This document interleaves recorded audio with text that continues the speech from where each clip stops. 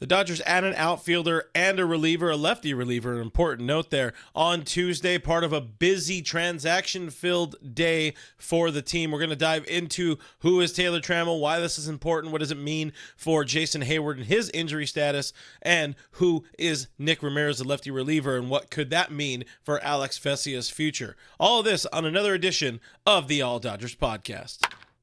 First, my name is Clint Pasillas. You guys can find me as Real FRG on the social media things. Follow me there if you wouldn't mind. Follow me here on YouTube. Subscribe to the channel. It's something that really helps out the channel. It's free, and it tells me, hey, we should keep making Dodgers content all season long. But let's dive into what is a very, very busy day on the transaction page for your Los Angeles Dodgers. First, they acquire lefty swinging outfielder Taylor Trammell, claiming him off waivers from the Seattle Mariners. Trammell is a name we've seen a while.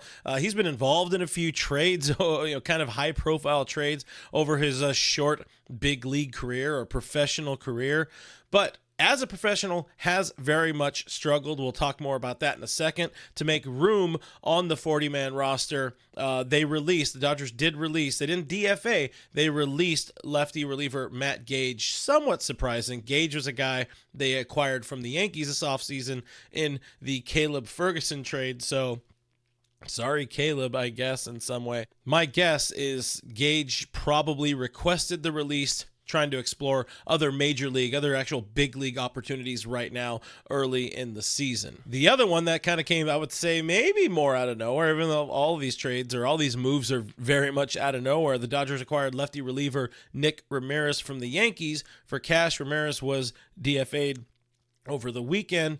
The maybe other more surprising part of it, Brusdar Graterol transferred from the 15-day to the 60-day injured list, pushing the start of his season way back. So let's dive into the why. What are these moves all about? All right, Taylor Trammell, 26-year-old outfielder.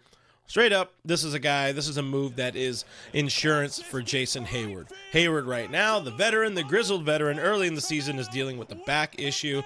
He did undergo testing. He wasn't in the lineup on Monday, not in the lineup on Tuesday. Chances are he is added to the injured list on Wednesday before Thursday's off day, and then the team travels to Chicago, and I think that's another big reason he ends up on the IL. Heyward dealing with the back thing.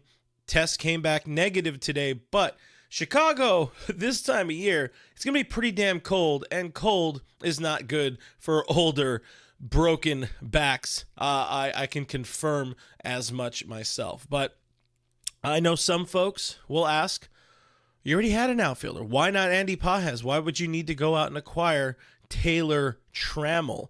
Well, as good as Pages was during spring training, as much as we wanted to see more from him during spring training, as much as I made a whole video complaining about the fact that he was cut so early in spring training, he's also very young, very green, and has, I think it's fewer than 40 at-bats, probably even much fewer than that. I'll put it on the screen right here if I remember in the edit, but he's had very few at-bats even at the AAA level, so the next few months are giving him time against bigger, better competition that could hit the strike zone a little bit more than you might see at AA. It's gonna be good for his development and overall growth to stay at the AAA level for a good while. And another factor for Pages is that there's not a guarantee that he would play every day if he were to come up with the Dodgers. Jason Heyward, he's going to be out, but James Outman is going to be in there just about every day. Teoscar Hernandez is going to be in there just about every other day or every day. And you want to get more opportunities in the outfield for Kike Hernandez, for CT3. That's why you sign these guys. That's why these guys are here for when injuries occur. So there's your Trammell situation. Like I said, he's somebody who's really struggled as a big leaguer, former top prospect. He's been involved in a couple of big trades from the Padres, involved in a Cleveland Indians and Cincinnati Reds trade, 35th overall pick by the Reds back in the day. To me, this screams Like, it's going to be one of those guys that we see every year that we never see again. Your Eddie's Alvarez's, your Luke Williams's, your Breivik Valera's. He's around for now. He's around for a good time, not a long time. Now, opposite of Trammell, one guy who could be around for a good time and a long time is this Nick Ramirez character.